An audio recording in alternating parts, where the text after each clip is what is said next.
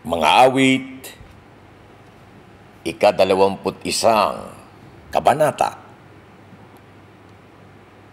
Natutuwa ang hari, Yahweh, dahil sa bigay mong lakas.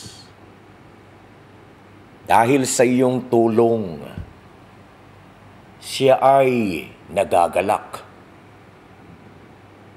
Iyong ibinigay ang kanyang inaasam. Ipinagkaloob mo ang kanyang kahilingan.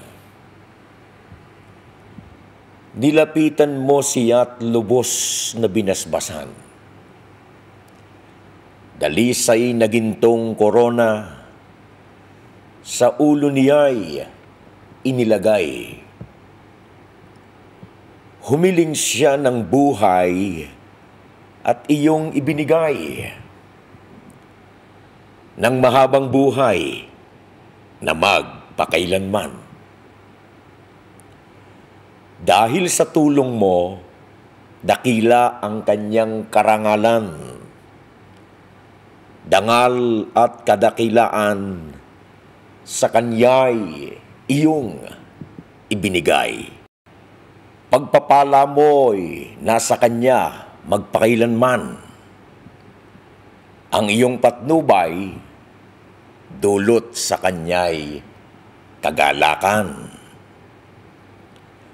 Sa kataas-taasang Diyos, ang hari ay nagtitiwala. Dahil sa tapat na pag-ibig ni Yahweh, di siya nababahala. Dadakpin ng hari ang lahat niyang mga kaaway.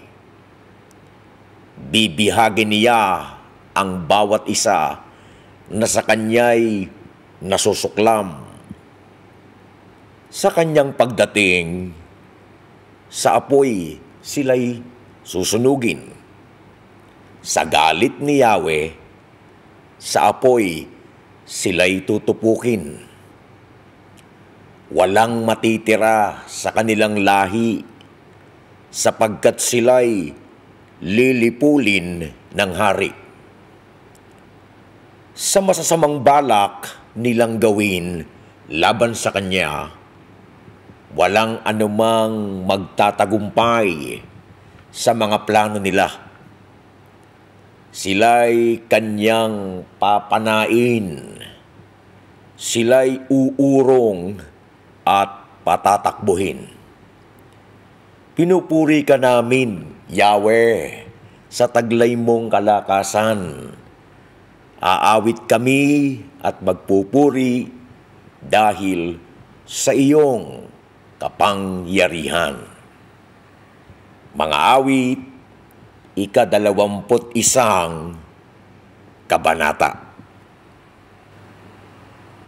Jesus is Lord over Dubai. Jesus is Lord over United Arab Emirates. Jesus is Lord over the Philippines. God is good all the time. And all the time, God is good.